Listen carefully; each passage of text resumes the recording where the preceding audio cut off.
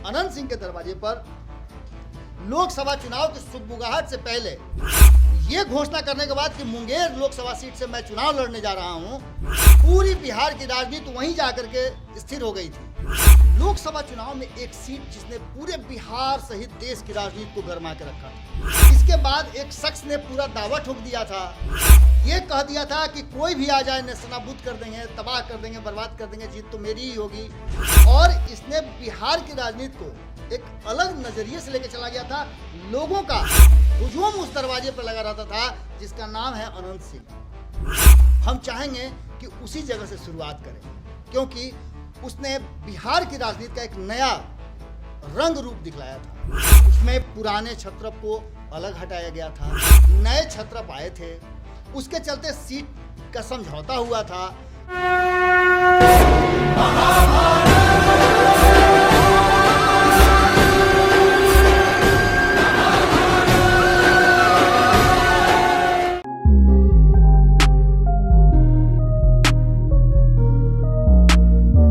नमस्कार, मैं प्रिया। वैसे तो आपका भारत लाइव में बहुत लोगों ने स्वागत किया होगा, लेकिन आज मैं आपके सामने आई हूँ।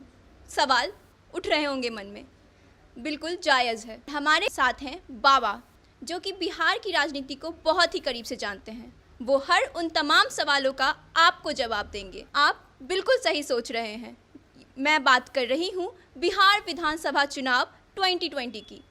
2020 मैच के बारे में आपको तो बहुत ही अच्छे से पता होगा। अब आप सोच रहे होंगे कि इस विधानसभा चुनाव में कौन उम्मीदवार खड़े होंगे, कौन प्रत्याशी होंगे और अभी के मौजूदा नेता आपके लिए क्या कर चुके हैं। उन सभी तमाम सवालों का जवाब आज हमारे साथ मौजूद हैं विजय कुमार मिश्रा जी, जिन्हें हम बाबा के नाम से भी जानते हैं, वो देंगे। हम बात करेंगे 243 तालों की। बिल्कुल सही सुना आप, 243 विधानसभा क्षेत्र, और उन सभी क्षेत्रों का की मास्टर की हमारे बाबा के पास है। बिल्कुल सही समझा आपने। अब हम बाबा से जानेंगे कि उस मास्टर की के बारे में जो उनके पास है। वैसे तो बाबा आप सभी का स्वागत करते हैं, लेकिन आज मैं आपका स्वागत करती हूँ। बहुत बहुत धन्यवाद। वैसे बाबा, आज हम इस बिहार में होने वाले विधानसभा चुनाव, जिसको हम महासंग्राम भी कह सकते हैं, उसके बारे में आपसे जानना चाहूँगी।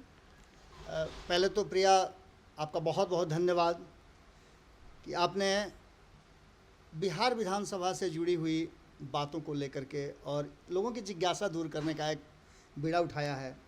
बिहार में 243 विधानसभा सीट हैं और 40 लोकसभा सीट हैं। एक लोकसभा में लगभग 6 विधानसभा हैं, कहीं कहीं पर 7 भी हैं। सब मिला जुला करके 243 विधानसभा का ये समर, जिसमें 243 छत्रप, जैसा कि आप बता रही थी, आप युवाओं की जिज्ञासा जो है, उस जिज्ञासा को निश्चित रूप से बिहार की राजनीति में ज़्यादा होना चाहिए। और हम खास करके बिहार के युवाओं से कहेंगे, जो आप 60% से ज़्यादा हैं, राजनीति में थोड़ा सा ध्यान जरूर दीजिएगा, क्योंकि भविष्य आपका है। आने वाले 5 साल ये तय करेंगे कि आपका आने वाला अगला जो समय होगा वो कितना ज़्यादा आपके लिए सुखद होगा। आपके ऊपर जो जिम्मेवारियां हैं उसको कैसे आप पूरा करेंगे, सरकार आपके जिम्मेवारियों को पूरा करने में कैसे मदद करेगी। तो इन सब बातों को लेकर के जो ताले की चाबी की आप बात करी थी, वैसे तो मास्टर की कुछ है नहीं, लेकिन जहां तक मेरी जानकारी है और जितना मैं राजनीति को, बिहार के नेताओं को, बिहार को, अलग अलग विधानसभा क्षेत्र और लोकसभा क्षेत्र को जान रहा हूँ, कई चुनाव को मैंने देखा है, उसके आधार पर हमारे पास और हमारे सूत्रों के पास जो अलग अलग क्षेत्र में, अलग अलग विधानसभाओं में, लोकसभा में जो हमारे प्रतिनिधि हैं, उनके द्वारा जो फीडबैक हमारे पास आया, उस फीडबैक के आधार पर हमारा जो पिटारा है वो पूरी तरह से कंप्लीट है। हाँ, आपने जो कहा है मास्टर की, तो एक चाबी हमारे पास है, और वो चाबी हमें संविधान ने दिया है। एक पत्रकार के नाते हम उस चाबी को लेकर के हर विधानसभा में जाएंगे और प्रयास करेंगे कि जब ये ताला हम खोलें तो इस लाइन के उस पार क्या कुछ है, और अपने जनता जनार्दन को, अपने व्यूअर्स को और बिहार के लोगों को बता पाएँ कि हमारे पास कौन सा पिटारा है और कौन कौन लोग हैं जो आने वाले समय में आपका भाग्य, आपका भविष्य और आपका इस्तकबाल, इस सब का निर्धारण करेंगे। तो बाबा, आज हम किस विधानसभा क्षेत्र से शुरुआत करने वाले हैं? प्रिया, ऐसा है कि हैं तो 243 हमारे लिए सब बराबर हैं, लेकिन लोकसभा चुनाव में एक सीट जिसने पूरे बिहार सहित देश की राजनीति को गरमा के रखा था, हम चाहेंगे कि उसी जगह से शुरुआत करें, क्योंकि उसने बिहार की राजनीति का एक नया रंग रूप दिखलाया था। उसमें पुराने छत्रप को अलग हटाया गया था, नए छत्रप आए थे, उसके चलते सीट का समझौता हुआ था। इसके बाद एक शख्स ने पूरा दावा ठोक दिया था, ये कह दिया था कि कोई भी आ जाए नेस्तनाबूद कर देंगे, तबाह कर देंगे, बर्बाद कर देंगे, जीत तो मेरी ही होगी। और इसने बिहार की राजनीति को एक अलग नज़रिए से लेकर चला गया था। लोगों का हुजूम उस दरवाजे पर लगा रहता था जिसका नाम है अनंत सिंह। अनंत सिंह के दरवाजे पर लोकसभा चुनाव की सुगबुगाहट से पहले ये घोषणा करने के बाद कि मुंगेर लोकसभा सीट से मैं चुनाव लड़ने जा रहा हूं, पूरी बिहार की राजनीति वहीं जाकर के स्थिर हो गई थी। इसके साथ साथ ये तो मैं बात बता रहा हूँ व्यक्तिगत एक इंसान की, लेकिन महागठबंधन से एनडीए तक सभी ने इस सीट को लेकर के बहुत कुछ किया था। मैं लोकसभा की बात कर रहा हूँ, और वहीं एक विधानसभा है जिसका नाम है मुंगेर विधानसभा, मैं उसी की बात कर रहा हूँ। हम आगे भी आपको चर्चा में बताएंगे कि लोकसभा में क्या कुछ हुआ, लेकिन मुंगेर विधानसभा से हमारा श्री गणेश होगा। और मुंगेर के विधायक जी तैयार हो जाइए, आपका जन्म कुंडली खुलने वाला है, और कौन आपको इस बार टक्कर देगा ये सारी चीज़ें मैं बता रहा हूँ। एक छोटा सा हम लोग ब्रेक ले रहे हैं, क्योंकि पसीना प्रिया को बहुत ज़्यादा आ रहा है, तो पसीना पोंछ लेती है, क्योंकि गर्मी और तपिश बहुत बढ़ने वाली है। जी हाँ, बिल्कुल सही कहा आपने, गर्मी और तपिश तो बढ़ने ही वाली है। बिहार विधानसभा चुनाव 2020 की जो बात हो रही है, बढ़ाएं अपना कदम सक्सेस की ओर शिखर करियर इंस्टीट्यूट के साथ। शिखर करियर इंस्टीट्यूट पूर्वी भारत में एकमात्र कोचिंग संस्थान जो एक्सक्लूसिवली है मेडिकल एंट्रेंस एग्जाम के लिए। ब्रेक से पहले काफ़ी तपिश बढ़ी हुई थी, लेकिन ब्रेक के बाद थोड़ी राहत आपको मिल रही होगी। लेकिन बात यहाँ हम मुंगेर की कर रहे हैं। मुंगेर वैसा जगह है जहाँ प्रधानमंत्री नरेंद्र मोदी आए थे विधानसभा चुनाव 2015 में। बिल्कुल सही सुना आपने, मुंगेर वही जगह है। मुंगेर 165वां विधानसभा क्षेत्र, उसकी संख्या 165 है। और आगे हम इस सब चीज़ों के बारे में बहुत ही गहराई से जानेंगे। हमारे साथ जुड़े हैं बाबा से। प्रिया, 165 विधानसभा क्षेत्र की बात आपने कर ली, मुंगेर की बात। मुंगेर का बात करते ही आपको एक अक्खड़ स्वभाव का, अक्खड़ बोली में बोलने वाला व्यक्ति नज़र आ जाएगा, जो बोलता है तो लगता है गोली चल रही है। और गोली बंदूक की बातें वहाँ तो अक्सर होती रहती हैं। मैं बता दूं कि 2015 में जो चुनाव हुआ था उसमें महागठबंधन और एनडीए के बीच में बड़ी लड़ाई हुई थी, और इस लड़ाई में कहीं ना कहीं एनडीए के तरफ से जो उम्मीदवार थे उनको महागठबंधन के उम्मीदवार ने हराया था। लड़ाई बड़ी थी, और मुंगेर में इस लड़ाई को पूरी तरह से अपने हक में, अपने बस में करने के लिए यहाँ के कुल मतदाता जो थे 3,11,000, उन्होंने उनके बीच से 60% से एबव लोगों ने अपने मताधिकार का प्रयोग किया था। लेकिन स्थितियां 2020 में बदलेंगी। इस बीच में आपको बता दें कि 2015 में विजय कुमार विजय जी यहाँ से चुनाव जीते थे। थोड़ा सा विजय कुमार विजय जी के बारे में बता दूं मैं कि 2015 में चुनाव जीतने के बाद इनके सामने स्थितियां बड़ी विकट आ गई। एक समय ऐसा आया कि 2019 में, आपको याद होगा कि 2015 से लेकर के 2017 तक नीतीश कुमार जी महागठबंधन में थे।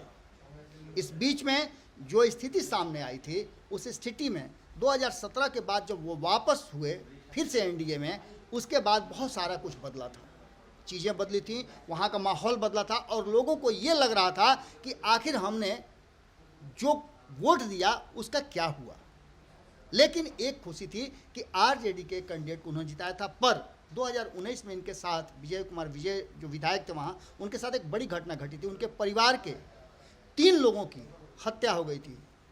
इस हत्या को लेकर के बहुत बवेला मचा था, बहुत सारी बातें हुई थी, कई तरह के कयास लगाए जा रहे थे। लेकिन हम फिर वापस आते हैं 2015 के चुनाव में और 2020 की संभावनाओं में। 2015 में जहां इन्होंने प्रणव कुमार को 5,000 वोटों से हराया था, उसमें इनको टक्कर देने के लिए लगभग 14 उम्मीदवार थे, 1 दर्जन से ज़्यादा उम्मीदवार थे। बीएसपी के कमलेश मंडल जो हाथी पर सवार होकर के आए थे, वहीं बीजेपी के प्रणव कुमार ने फूल खिलाने का प्रयास किया था, लेकिन कांटे की टक्कर में जो कुछ भी हुआ इस मुंगेर की जनता ने देखा। इस बार मुंगेर की जनता ये फैसला बहुत सोच समझ के करने वाली है कि जो 2015 में हुआ, उन्होंने वोट दिया महागठबंधन को और सरकार एनडीए की चल रही है, अब इस बार ऐसा न हो। मुंगेर में जब हमारी टीम गई, वहाँ से सर्वे करके आई, तो कमोबेश पुराने छत्रप ही वहाँ चुनाव लड़ने की स्थिति में हैं, लेकिन जो स्थिति नज़र आ रही है विजय कुमार विजय की, उनको सिंपैथी भी जा रही है, लेकिन टक्कर कमज़ोर होने वाला नहीं है। नीतीश कुमार जी का दावा इस बार मजबूत है।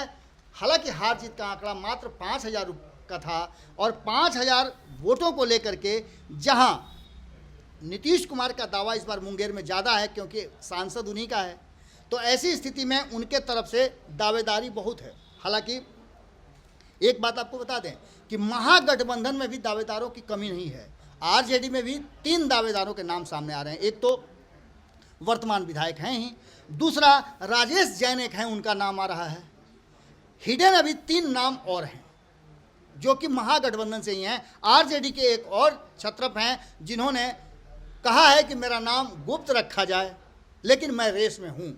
वहीं आपको बता दें कि वीआईपी के मुकेश सहनी इस सीट पर अपनी दावेदारी कर रहे हैं क्योंकि उन्हें ऐसा लगता है कि इस सीट को जीतने के बाद वो महागठबंधन के एक मजबूत दावेदार के रूप में, मजबूत साथी के रूप में एक बड़ा परिवर्तन ला सकते हैं। इन सब बातों के बीच में मैं आपको बता दूं कि ये पूरा का पूरा विधानसभा क्षेत्र जो है वो इस बार 2020 में एक अलग नज़रिए से देखा जाएगा।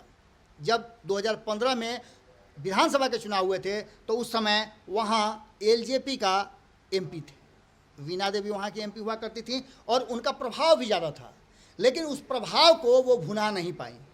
अपने अनुसार अपने लोकसभा के 6 में से कई विधानसभाओं में उन्होंने हार का मुंह देखा और ऐसी स्थिति में यही कारण था कि उन्हें कमज़ोर प्रत्याशी आंका गया। हालांकि उनके जो पति हैं वो एक बड़े बाहुबली के रूप में जानते हैं, सूरजभान सिंह का नाम आपने सुना ही होगा, लेकिन इन सब के बीच वो परिणाम को कन्वर्ट करने में कामयाब नहीं हुए थे, जिसका दंश भी उन्हें झेलना पड़ा और ये सीट उनके हाथ से निकल गई, मुंगेर की सीट।